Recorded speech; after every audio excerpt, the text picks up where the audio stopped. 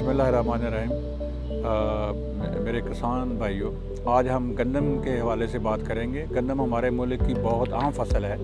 ये तकरीबन 20 मिलियन एकड़ से ज़्यादा रकबे पे गंदम काश्त होती है और इसकी काश्त जो है पूरे पाकिस्तान में होती है और तकरीबन जो भी 10-12 मुख्तलिफ़ किस्म के जो हमारे प्रोडक्शन रीजन है उनमें इसकी काश्त होती है। और इसका जो गंदम है ये मुख्तलिफ़ फसलों के बाद उगाई जाती है। जो बड़ी बड़ी फसलें जिनके बाद गंदम उगाई जाती है वो कपास है और चावल की फसल है। चावल के अलावा ये गन्ने और जो मकई की फसल के बाद भी गंदम को काश्त किया जाता है। तो गंदम की जो इस वक्त जो टारगेट हैं गवर्नमेंट ने वो कोई 28 मिलियन से ज़्यादा इस वक्त ये टारगेट रखे हैं और इन टारगेट को अचीव करने के लिए हमें जदीद टेक्नोलॉजी का इस्तेमाल करना होगा गंदम के किसानों को।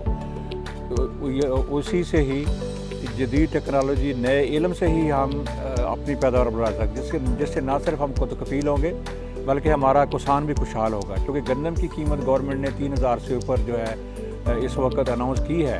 तो अगर गंदम की हम पैदावार ज़्यादा लेते हैं, बेशक इस पर ख़र्चा थोड़ा ज़्यादा होगा लेकिन ज़्यादा पैदावार से हम ज़्यादा मुनाफा भी हासिल करेंगे और जिससे हमारी अपनी एक किसानों की मईशत भी बेहतर होगी और मुल्क की जो इन्हिसार है जो पिछले 2-3 साल से हम इंपोर्ट कर रहे हैं गंदम को, हम अपनी ज़रूरत खुद पूरी कर सकें। गंदम के तो कई मराहल हैं। अभी मरहला उसका बुआई का है, इसके बाद उसकी पानी की बारी आएगी। पानी के साथ साथ ही उसकी जो जड़ी बूटियाँ हैं उनका तदारक कैसे करना है। फिर इसके अलावा अगर उसके ऊपर कोई ऐसा कीड़े मकोड़ों का हमला होता है तो उस हवाले से उसके लिए क्या ट्रीटमेंट करनी है, तो वो मराहल आएंगे।